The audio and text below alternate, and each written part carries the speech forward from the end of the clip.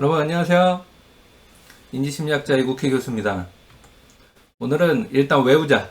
음미하고 이해하려면 외워야 한다. 이런 제목의 이야기를 드리겠습니다. 동양의 역사를 보면은 자기가 가지고 있는 뜻을, 즉 마음속의 어떤 의도를 우회적으로 전달하는 경우들이 많아요. 그리고 이렇게 우회로를 택해서 누군가의 뜻을 전달받은 사람은 이게 무슨 말인가 이렇게 곰곰이 생각해 보는 과정을 거치죠. 조금 고급스럽게 말씀드리면 음미하는, 누군가의 뜻이 우회적으로 전달됐기 때문에 직접 전달된 게 아니라 간접 화법이죠. 간접 화법으로 전달이 됐기 때문에 음미하면서 곰곰이 생각하는 과정을 거칩니다. 고려시대 말에 이성계의 아들이자 후에 조선의 세 번째 왕이 되는 이방원은 정몽주에게 자신의 뜻을 우회적으로 표현하죠. 하여가라는 것을 통해서요. 이런들 어떠하리 저런들 어떠하리 만수산 드렁칠이 얽혀진들 어떠하리 우리도 이와 같이 얽혀져 100년까지 누리리라 이렇게 딱 표현을 해요. 새 왕조를 세워서 새 시대를 열자 이런 뜻을 우회적으로 간접 화법으로 전달한 겁니다. 정몽주는 이 시를 처음에 딱 읽고서 물론 느낌적인 느낌을 일단 받았지만은 그래도 그 뜻을 되새겨보죠. 음미하면서요. 곰곰이 생각해보면서 그 뜻을 음미합니다. 그러면서 이런 이방원의 뜻을 간파하고 단심가를 통해서 화답하죠. 이 몸이 죽고 100번 고쳐주고 백골이 진토되어 덕시라도 있고 없고 이명한 일편단심이야 가실 줄이 있으랴 이렇게 또 자기의 뜻을 간접화법으로 우회적으로 전달하는 거예요. 그러니까 이 시를 받은 이방원은 물론 또 읽자마자 느낌적인 느낌을 받았겠지만은 음미를 해봅니다. 곰곰이 생각해봐요. 그리고 이제 끄덕끄덕 하는 거죠. 내 마음은 절대 변치 않으니까 건들지 말아라. 이런 뜻을 전달하는 정몽주를 확인하고 정몽주가 조선의 건국에 방해가 되겠구나 해서 이제 죽입니다. 중국 그 역사 드라마, 역사 소설 같은 걸 봐도 이런 장면들이 있어요. 제가 이제 즐겨봤던 중국 드라마 중에 중국 삼국시대 이야기를 담은 사마의라는 드라마가 있는데 거기에 이제 한 장면이 등장합니다.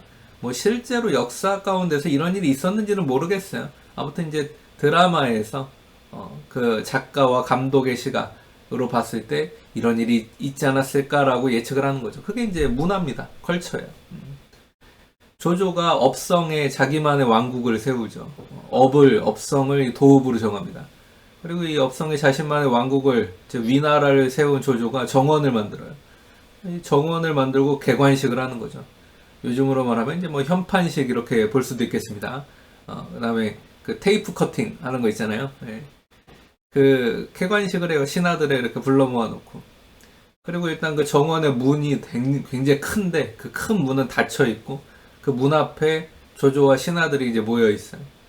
그리고 그 문 앞에 조조가 딱 서더니 한 신하에게 이 북과 먹을 가져와라. 그러니까 뭔가 문에다 쓸 요량이죠. 쓸 생각이죠. 북과 먹을 가져와라 이러더니 문에다가 살 활자를 씁니다. 그러고 나서 신하들에게 물어요. 이렇게 하면서 이게 무슨 뜻인지 아시오 이렇게 하는 거예요. 그러니까 신하들은 머릿속에서 이제 막 곰곰이 생각해야죠. 음미하기를 막 해야죠. 저게 무슨 말일까? 그때 당대에 뛰어난 사람 중에 하나인 양수라는 사람이 나서서 이렇게 얘기합니다. 대왕. 지금 이게 문 아니겠어요? 문 안에 활자를 썼으니까 이게 트일활이다. 틀활자입니다. 그러면서 문이 너무 크고 뭐 경치를 가리니까 문을 없애야 된다 이렇게 얘기합니다. 그런 뜻입니다.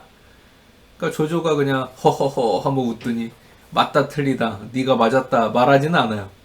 그렇게 말하지 않고 역시 양수가 글자 풀이에 등하구려 그러고 넘어갑니다.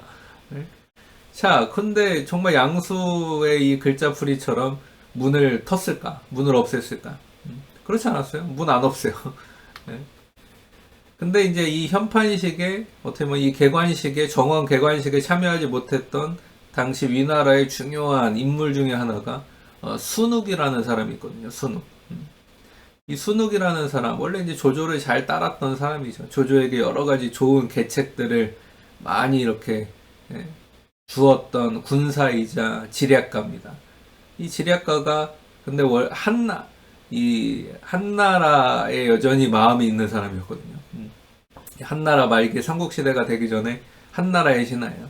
근데 조조가 한나라를 다시 부흥시켜주기를 기대하면서 조조를 따랐던 건데, 조조가 자기 스스로 왕이 돼버리니까 마음이 상한 거죠. 그래서 이렇게 이 왕이 된 그걸 기념하는 정원 현판식, 정원 개관식에도 순욱이 병을 핑계로 참여하지 않아요. 그리고서 나중에 이 정원 개관식에서 이런 사건이 있었다. 그래서 양수가 이렇게 뜻풀이를 했더니 왕이 뭐 양수가 뜻풀이를 잘하는구려, 그런 일이 있었다라는 걸 이제 전해 듣게 되죠. 이렇게 전해 들은 순욱이 이렇게 중얼거려요. 그 문으로 들어가면 살 수 있을 것을, 이렇게. 그러니까 이게 그리고 사실 조조의 진정한 뜻이었죠. 당시 한나라 신하들은 조조가 왕위에 오르는 거를 탐탁치 않아 하고 있었는데, 조조가 문에다가 살 활자를 쓴 거예요. 그러니까 그때 조조의 의미는 이 문으로 들어가는 사람, 즉 내 편이 될 사람은 이 문으로 들어가서 나와 함께 걸을 자, 나와 함께 갈 자, 내 뒤를 따를 자는 산다. 근데 이 문으로 들어오지 않는다는 죽는다. 그거는 이제 얘기했던 겁니다. 다른 말로 하면 내 왕국의 문으로 들어가는 자는 살고 아니면은 죽는다는 거예요. 일종의 이제 살생이 갈라지는 이게 문이다. 너희 그러니까 의사결정 잘해라. 이거를 이제 우회적으로 간접화법으로 표현했던 거죠. 그래서 결과적으로 볼 때는 양수라는 사람은 머리는 좋은 사람이었던 건 맞는 것 같아요. 근데 단순한 글자 뜻풀이를 했다고 볼 수 있고, 순욱이라는 사람은 정말 음미하기를 통해서 그 속뜻을 간파했다라고 볼 수 있습니다. 그래서일까요? 국어사전에 보면 음미하기가 이렇게 정의되어 있어요. 두 가지 뜻이 있는데, 첫 번째는 시가를 읊조리며 그 맛을 감상하다. 두 번째는 어떤 사물 또는 개념의 속 내용을 새겨서 느끼거나 생각하는 거다. 이렇게 나와 있습니다. 사전적인 의미로 볼 때 음미학이란 어떤 것의 표면만 보고 쉽게 판단하는 것이 아닌 거죠. 음미하기는 깊은 생각을 통해서 어떤 것의 본질을, 이 세상에 있는 대상, 어떤 사람, 컨텐츠, 이런 것들의 본질을 꿰뚫어 보기 위한 추론 과정이다. 이렇게 얘기할 수 있어요. 음미하기는 결코 가볍게 이루어지는 것이 아닙니다. 음미하기는 충분한 여유 시간을 가지고 대상의 구석구석을 살펴보려는 노력이 필요한 과정이에요. 그리고 잊고 있던 중요한 것을 되살려보려는 노력이 필요한 과정입니다. 내 머릿속에 있는 다양한 지식을 새로운 방식으로 다시 이렇게 조합해 보려는 이런 노력이 필요한 과정이죠. 그래서 명상하고 달라요. 그냥 명상은 때로는 그냥 멍 때리고 있는 거죠. 그리고 나에 대해서 깊이 생각하는 거라면, 음미하기는 어떤 정해진 대상이 있습니다. 정해진 대상을, 정해진 컨텐츠를 구석구석 꼼꼼하게 살펴보면서 내 머릿속에서 새롭게 융합하고 조합하고 통합하려는 그런 과정이에요. 그리고 이런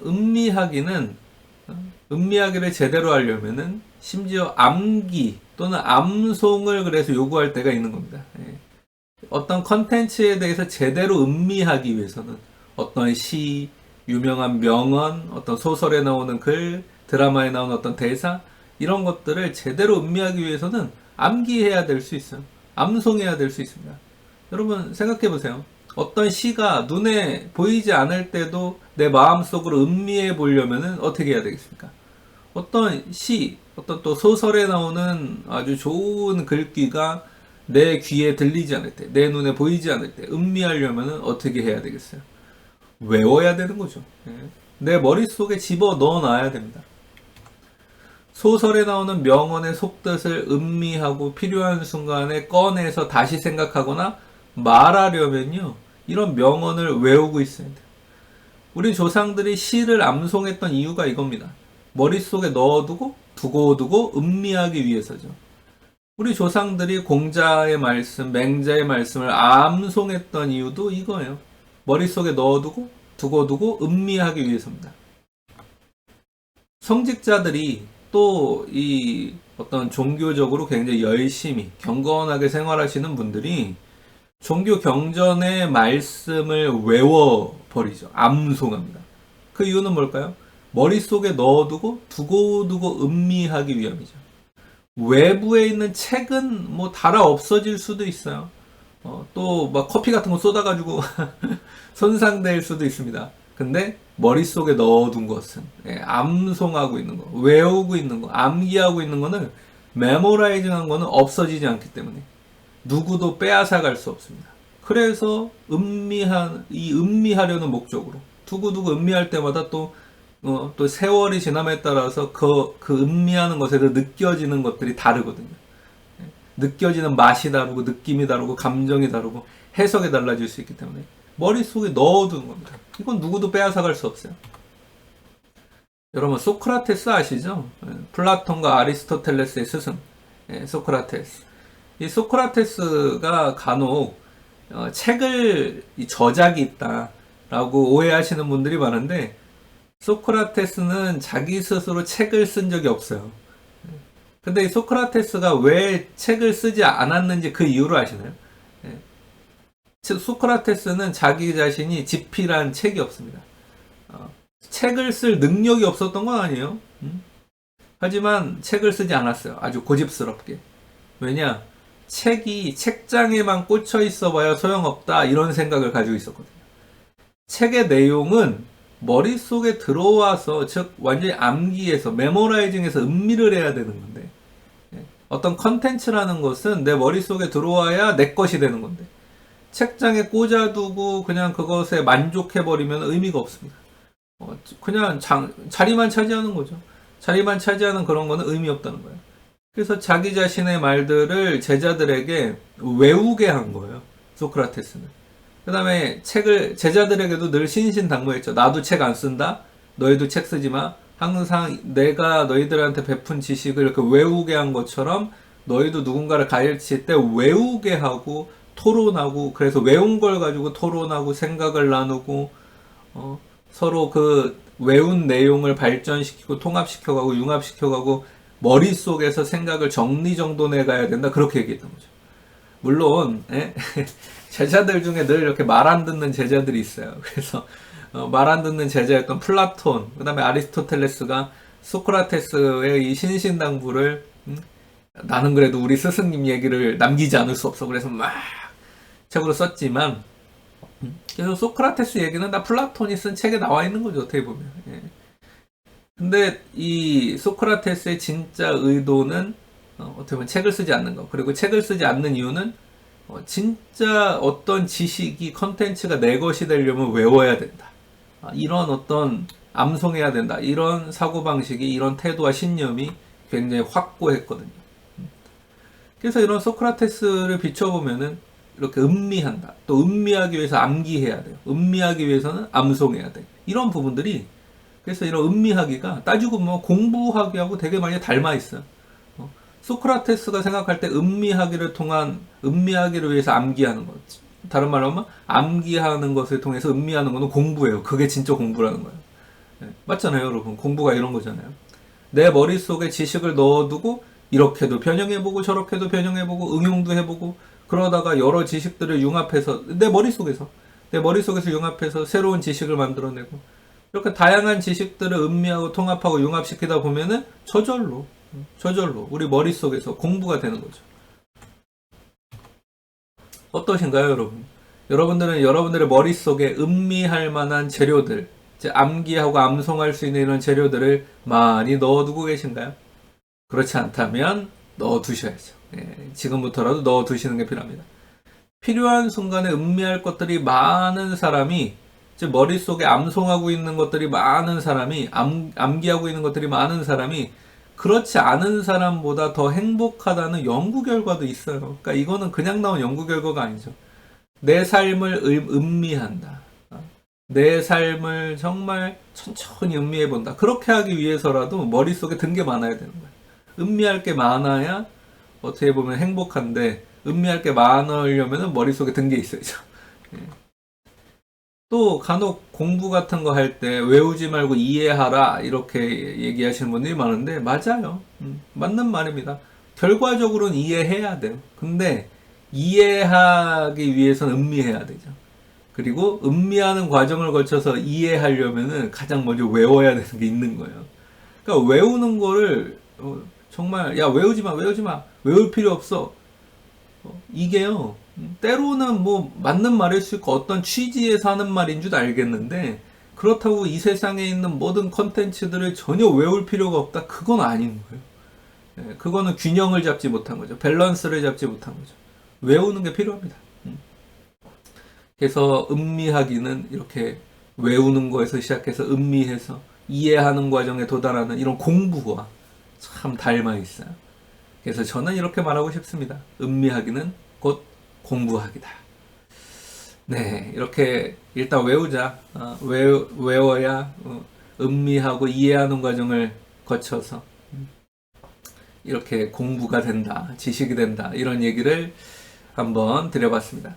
네, 다음 시간에 더 좋은 컨텐츠로 여러분 또 찾아뵙도록 하겠습니다. 지금까지 인지심리학자 이국희 교수였습니다. 감사합니다.